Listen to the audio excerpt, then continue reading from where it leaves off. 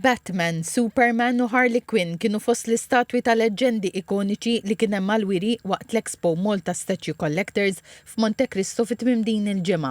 L-Expo ta' din is-sena titqis bħala l-iktar proġett ambizzjuż sissa għal Malta Statue Collectors li kif spjega l-fundatur Matthew Mamo i-komunità li kibret minn grupp lokali fuq il-medja soċjali għal pjattaforma ewlenija għall-arti u d-dilettanti.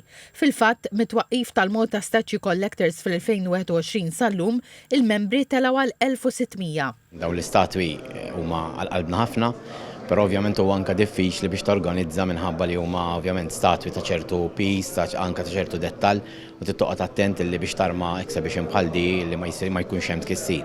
Però meta tara n-nies jiġu speċjalment il-familji u t-tfal u jieħdu pjaċir bil-karattri favoriti tagħhom għalina sodisfazzjon kbir.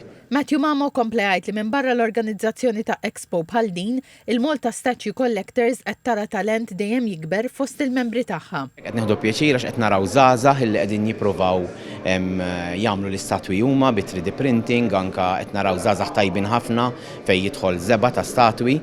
U anka bil-mistidna tagħna minn barra ġewwa u baqgħu impressjonati ġifieri bil-livell ta' statwi li raw li ġew kreati Malta stess. Għall-Expo il-Malta Statue Collectors kellha żewġ mistiedna barranin, l-iskultur 3D Daniele Angelozzi u koll organizzatur ta' Expo ta' statwi ta' leġendi ikoniċi f'Ruma Fabrizio D'Amelia li għażel lil Malta biex iniedi statwa ġdida.